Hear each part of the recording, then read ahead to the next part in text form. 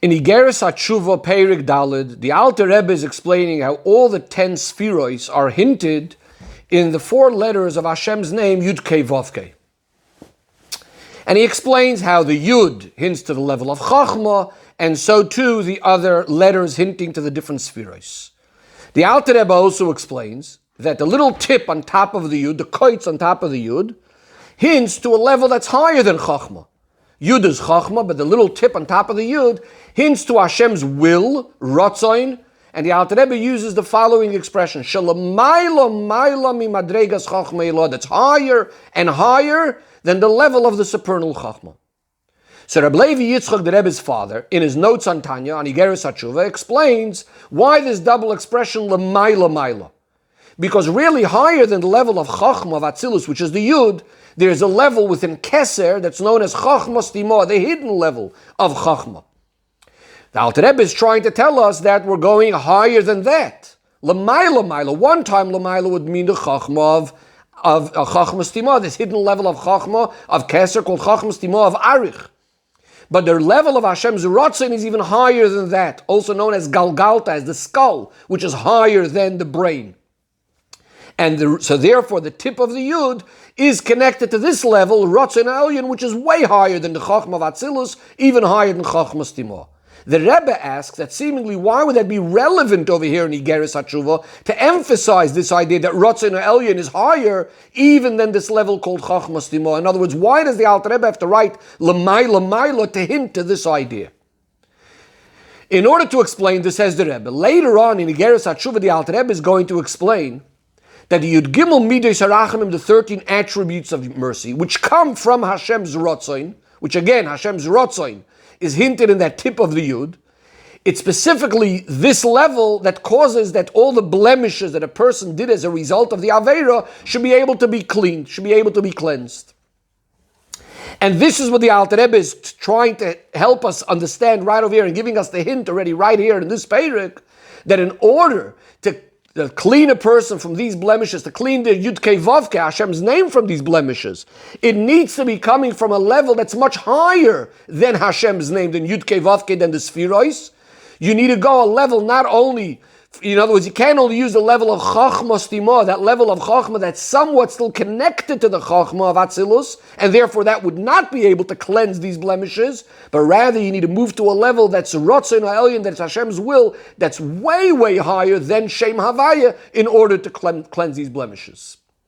However, there's still a problem, says the Rebbe. In Lekutei Torah, the Alter Rebbe actually explains that the way to fix the blemishes that happen as a result of the Aveira, he says there also, it's coming from the Yud Gimel Midos Harachmim, but there he says specifically that it's coming from the level of Chachma Stima and not the level of Galgalta, not the level of the skull, the level of Hashem's Ratzon. So how does that fit with that which is trying to be emphasized over here in Igeres HaTeshuva, that the cleansing of the blemishes is specifically from Hashem's will, from Hashem's Ratzon Ha'elyon, which is higher than the level of Chachma Stima. So again, in Lekutei Torah it seems that the cleansing of the blemishes is specifically from Chachma Stima, and here in Igeres HaTeshuva it's telling us that it's a level higher than Chachma Stima, it's the level of Ratzon Ha'elyon, Hashem's will. In order to understand this, says the Rebbe, we need to look at the whole idea of what happens when a person does an Aveira or doesn't do a mitzvah. Number one, when a person does an Aveira, there's a certain evil that's connecting to the person's neshama. And since the person's neshama is part of Hashem's name, part of Shem Havaya, so when his own neshama and the letters of Hashem's name and his own neshama are being impacted, he's also causing a blemish up above in the letters of Hashem's name in the 10 spheros.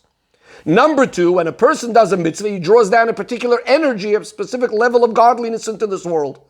The same thing is true if he holds himself back from doing an Aveira. He's drawing down a particular energy. But if the person did the wrong thing, either he did the Aveira or he didn't do the mitzvah, now that energy, that level of elikus that he should have drawn down is missing in the world. So again, there's one aspect that he caused a blemish in the spherois and in his neshama. He caused a certain dirt to attach to them and a blemish. Number two, that there's a certain energy missing. So in the fixing up of the Aveiros, in the Tshuva, we also need two things. Number one, we need to clean out this blemish. Number two, we need to draw down the oil. How does Tshuva affect these two ideas? is because through tshuva, a yid is reaching to the level which is called Baal HaRatzon, a regular mitzvah, or not to do an Aveda is coming from Hashem's will. When a person does tshuva, he's tapping in to the Baal HaRatzon, to Hashem, who's the one who had that desire, who's obviously higher than desire. And therefore, number one, to the level of the Baal HaRatzon, that's completely not limited by that desire. So the whole concept of sin doesn't really take up any space at all. It's completely insignificant. It doesn't really impact him. And therefore, if that level is revealed, automatically the sins are cleaned up and the blemish is taken care of, is nullified. Number two, since we're speaking about the Baal HaRatzon, he doesn't have any limitation why why godliness has to be drawn down, particular in this way and not in that way. So yes, usually the way is through mitzvahs, but if through tshuva you reach to the Baal HaRatzon, the energy can be drawn down even if the mitzvah was lacking, even if you didn't do what you were supposed to do. Says the Rebbe, just like the idea of tshuva that has a certain advantage over Torah and mitzvahs, that it's reaching to this level of the Baal HaRatzon, Hashem who has the desire, which is even higher than the regular idea of Torah and mitzvahs, so too is true in the neshama. That when a yid is doing tshuva, what's being revealed is that essential bond that the neshama has with Hashem, with the Baal HaRatzon, which is even a deeper bond than that which happens through his fulfilling of Torah and mitzvahs. And here again we have two ideas. Number one, there's what causes him to do tshuva. What causes the yid to do tshuva is because really, essentially, there's a certain bond with Hashem that the neshama has that can never ever be severed, can never be broken, can never be weakened or diminished.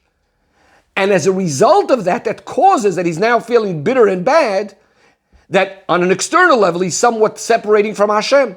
And this causes him to do tshuva. So there's that essential bond that can never be broken. Number two, since what's bringing him to the tshuva is that very deep connection to Hashem, so now practically when he wants to go out and connect to Hashem, he wants to be completely connected to Hashem, not only according to the limitations that Torah might give him in a particular area, a particular mitzvah. He rather, in other words, what would be based on just if I have to do it because of my Kabbalah soil, he rather wants to constantly strengthen his connection to Hashem by adding more and more in his fulfillment of Torah and mitzvahs. Says the Rebbe, these two ideas are similar to the two ideas that we spoke about, the Baal HaRatzon within Hashem, of how he relates to the mitzvahs that we do, or the Averos. So the fact that the neshama's connection to Hashem is so strong that no Avera can impact it, and that's going to cause him that he should want to do tshuva, that also on the external level he should be connected. This is similar to that idea of Baal HaRatzon, that the blemish of an Avera completely does not impact, doesn't affect him.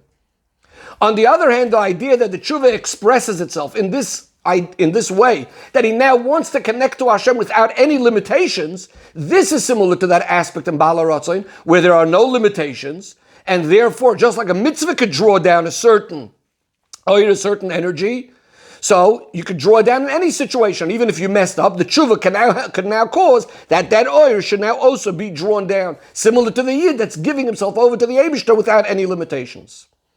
Says the Rebbe, these two ideas that are being accomplished through the tshuva, again, this idea of cleansing those blemishes or filling the oil, we're now going to see how it's connected to these two ideas within that tshuva of the neshama and within the Baal HaRatzon. That is, this idea that we could clean the blemishes, that could just nullify those blemishes, that's coming because of that essential bond where we're saying it's not even shaykh that it should be blemished, that it should ever be impacted. Now, when we talk about that, it does, so what's happening is it's not that the tshuva is causing that the blemish should be cleaned. Rather, it's almost like an automatic thing. Once you have that tshuva, that essential bond is revealed, and automatically there's no blemishes, there's nothing, there's no bad, there's no evil. Whereas if we speak about this idea of milui ha'or, of bringing down the oil, refilling the oil that was missing, so now this is being caused in an active way through the person's strong desire to connect to Hashem in a believable way.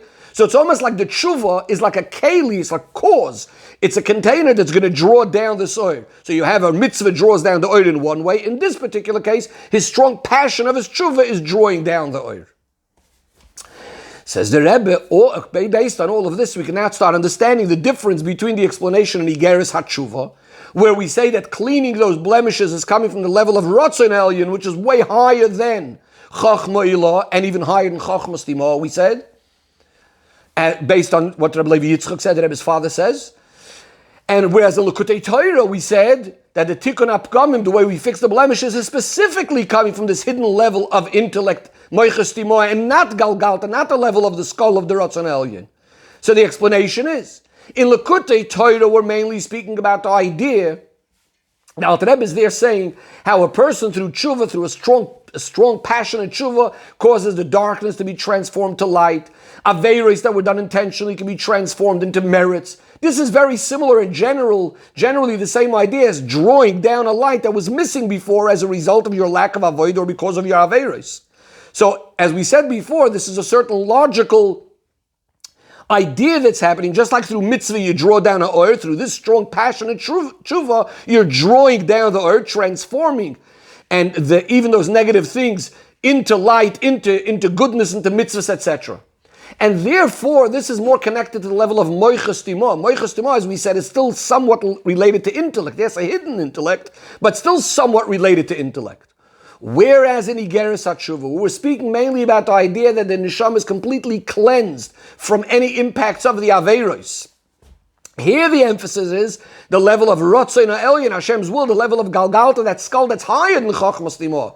Because as explained, this cleaning of the Pugamim, of these blemishes, is specifically coming from a level where the whole concept of Aveiros, of sin, doesn't take up any space, is completely insignificant, and this is that level of Hashem's Ratzon, which is higher completely than any sort of logic and reason.